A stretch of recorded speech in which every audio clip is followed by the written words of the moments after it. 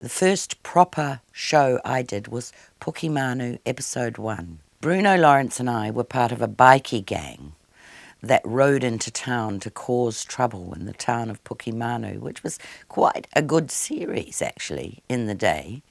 It still exists and in black and white, and I was a runaway girl from a good home who'd fallen in with bikies. I went to England at 19 and I'd been acting professionally since the age of 15. And that's where my fascination with television began because, well, no, it didn't actually.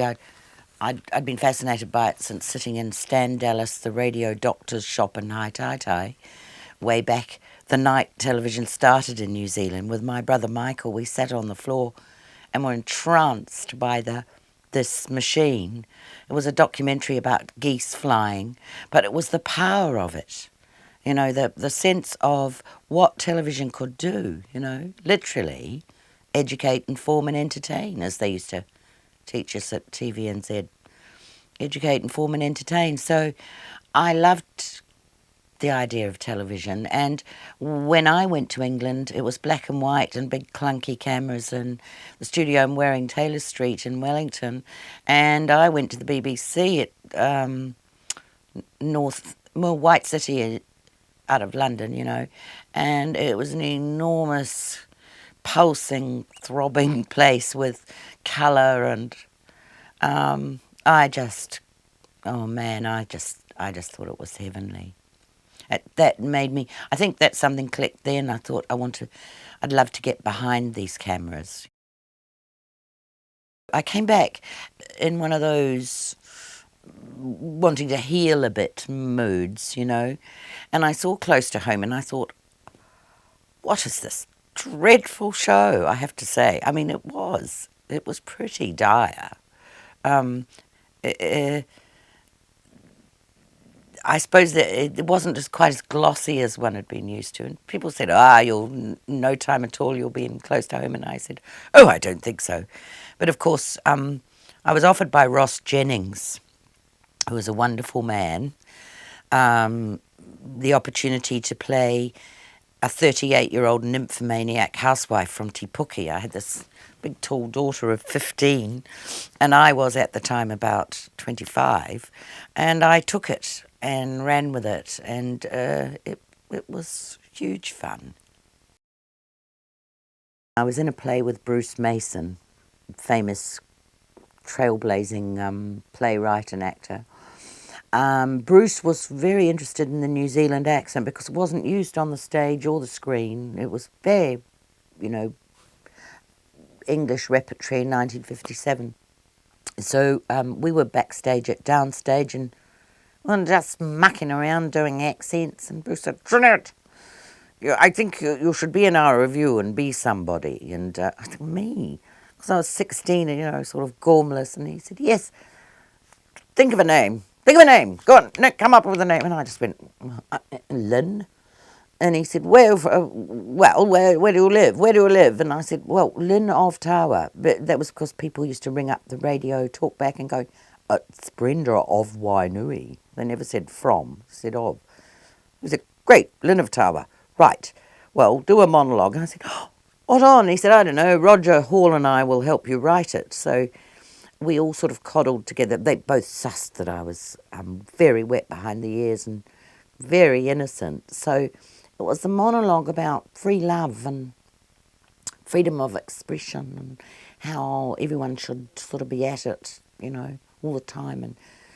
And then at the end she goes, yes, I would, but I just don't feel like it. Anyway, it went down really well, and I did more monologues for this late night show for a few months, and then that was the end of that.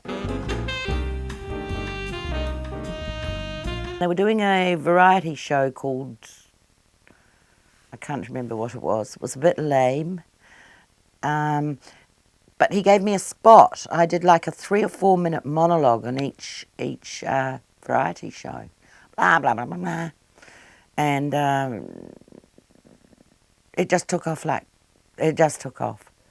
Extraordinary. And my brother Michael and Michael was furiously writing all this, having never visited Tawa in his life, you know, making it all up. And then there was a variety show, and then there was a series. Who knew? Amazing.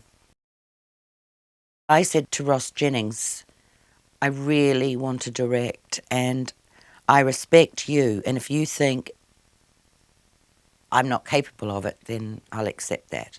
And he said, no, I think you are capable of it. And he facilitated that I would go on the director's training course, which caused huge resentment among the crews and so on. It was very prestigious, and there was a waiting list.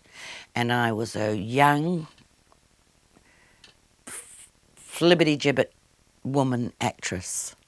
So it wasn't an easy passage for me, but well worth it.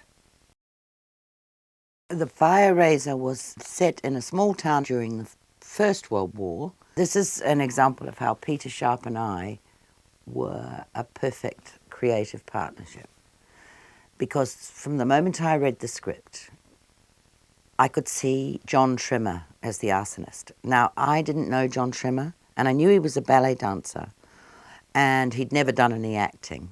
And I thought, John Trimmer. But I thought, that's insane. It's a huge part. It's a huge responsibility. It needs an actor.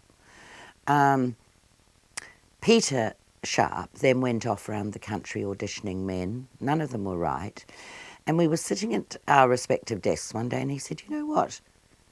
I've always thought John Trimmer. So, bingo. So we auditioned John Trimmer, who had also read the script and was desperately wanting the part.